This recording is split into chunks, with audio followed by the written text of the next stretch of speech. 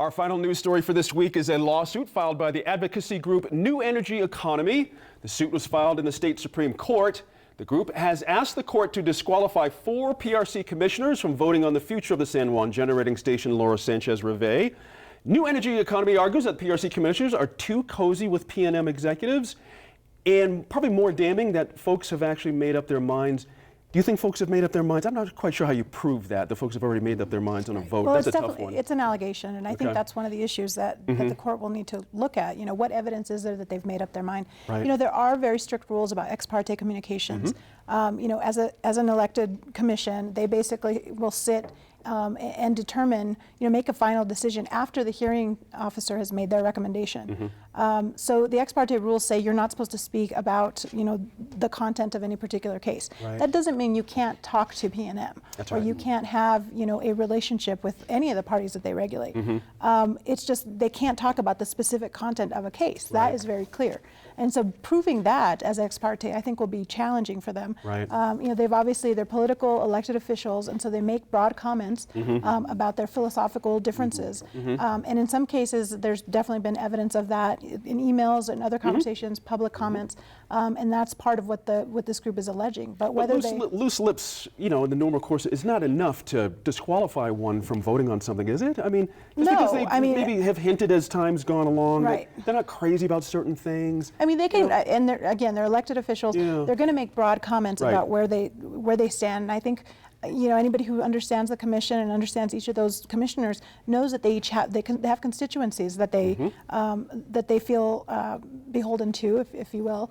That elected them, and I think that that's within their right. But whether they actually communicated about specific issues and whether they have a predetermined vote, I think is a very serious allegation, and one that if the Supreme Court, you know, decides on this, they're going to take very seriously, and they're going to, you know, rule on this one way or the other. But I think part of the confusion and the frustration is that this is all happening in the context of this larger case that's happening with the San Juan generating station, and it's a huge case. A lot of environmental groups and consumer groups, as well as other renewable energy industry groups, have already signed on to a stipulation with PNM. So it's a lot of other groups, and then one group that's essentially unhappy with that. Right. And so that's really what's happening here. Interesting. Rob, you know, it's easy to see what the play is here. You get all 4 disqualified. You don't have a quorum. Oh, yeah. You don't have a vote. Everything just moves down the road. It's not a bad play when you think about it. How to prove it, as Laura's saying, is a whole other thing altogether, or it ends up being a giant waste of everyone's time. At some level too, you never know. So, right. Well, you know, Laura's point about a number of other environmental groups signing off on this, including Western Resources Advocates, which is headed by Steve Michael, hardly a oil and gas guy who's embracing the oil and gas industry. Right. But I think from a political standpoint, you know, New Energy Economy's gotten a lot of mileage out of this thing, especially in media coverage.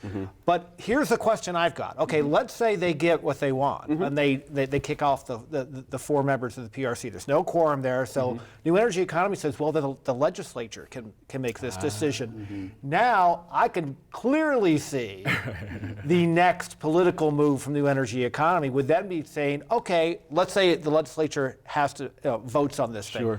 Well, we think that this representative from the Four Corners who works for the oil and gas industry, or this representative down in Hobbs who used to work for the oil and gas industry, they should be recused from this as well. It goes on forever. Excellent point there. That's interesting. I could see that too.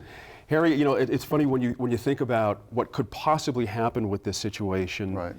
If they lose and everyone stays, you know, aren't you rolling the dice a little bit? Not to say it's going to be a revenge vote. I'm not saying that from the PRC.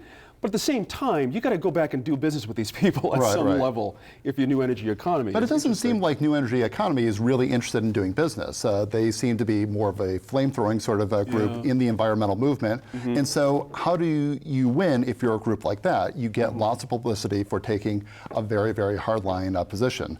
And so the point that was made earlier about the fact that you've got a bunch of environmental groups that have already signed on to this, hardly folks that are in favor of the oil and gas and coal industries, I think is a big issue. That's right. Mara, do you have any issues with, you know, it's been reported that there's PRC members have gone to dinner, played some golf, done a little traveling, got a tour of a nuke plant in a different state. Did any of that cause any heartburn for you? I mean, PNM has to tell its story.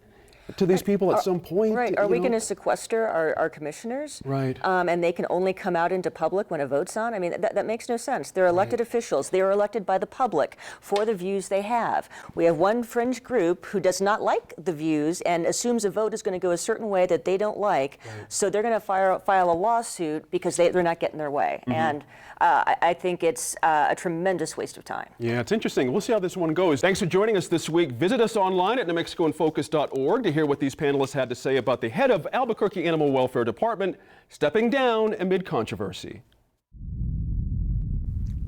I'm Gene Grant. As always, we appreciate your time and effort to stay informed and engaged, and we'll see you next week in Focus.